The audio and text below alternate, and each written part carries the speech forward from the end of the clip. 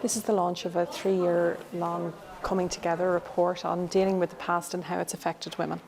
It's looking at conflict-related harms as experienced by women. So women who've experienced bereavement and injury during the conflict have experienced that differently because of their gender.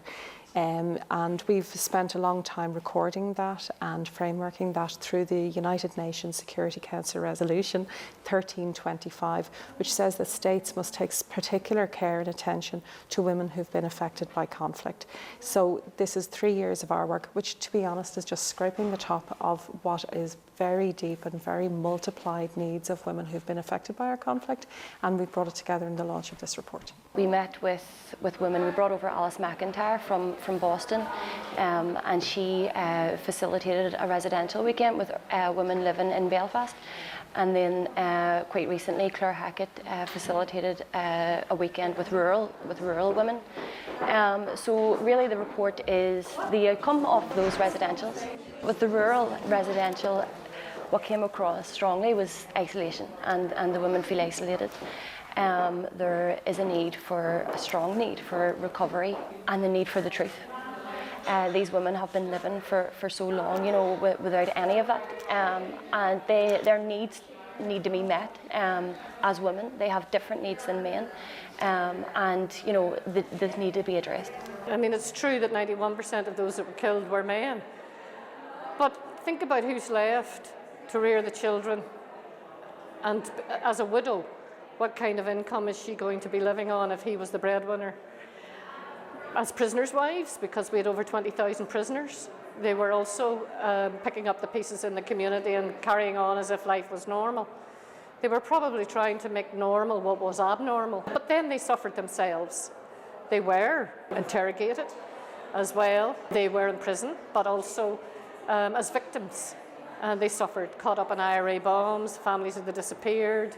So it wasn't all, just state violations. There was also non-state violations, and some of that actually was sexual violence, not as extensive as perhaps in Colombia or Chile or elsewhere, but now there's a space that's opening and victims are coming forward to talk about the abuse that happened to them personally. Well, I mean, the Stormont House Agreement, there is no gender awareness throughout it. I think today, with our politicians coming here, they need to take it home, they need to read it, and they need to recognise the fact that there is gender-specific harms, and we need to address them. I think it's great, it's timely. If Stormont House Talks are going to create a new commission to deal with the past, and it's going to deal with themes, then I was putting forward the proposal that this most definitely should be a theme, because it cannot be ignored, it can't be silenced. It's now out there, and this is what the report did, it put it out there.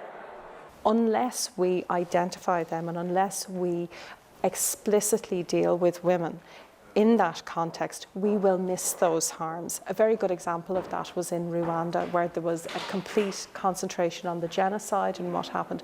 It was only 9 months later, when babies were being born, that we saw that actually there was also endemic sexual violence that affected women.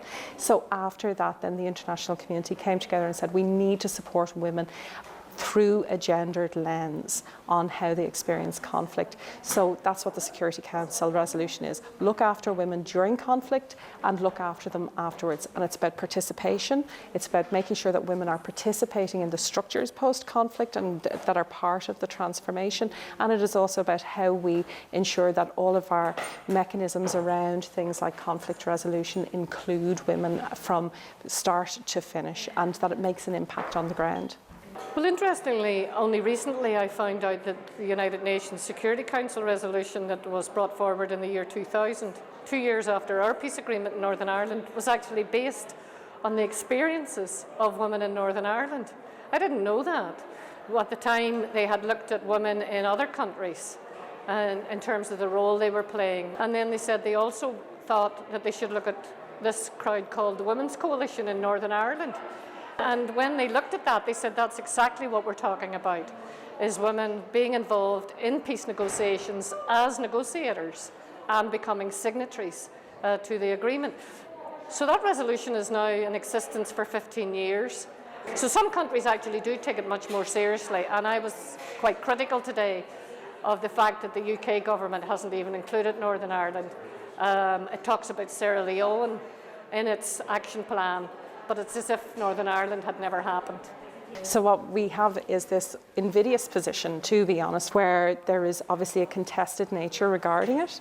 And so the British government have deemed that because we are not deemed to have experienced a conflict, that they do not need to include here and this part of the jurisdiction in their action plans around 1325. This is despite being a co-guarantor of the Good Friday Peace Agreement, which is built around human rights. This is despite us having these conversations on dealing with the past. So what we're saying is that the same amount of energy that goes into ensuring that our peace is stabilised, that we have mechanisms that are transitional and effective, it needs to go into supporting women post-conflict as well. Recently, in only the past 2 weeks, the Irish government has begun to step up to the mark and talk about supporting women who have experienced conflict on the island of Ireland. So we're starting to see the Irish government take their responsibilities seriously. We need to see the British government do the same.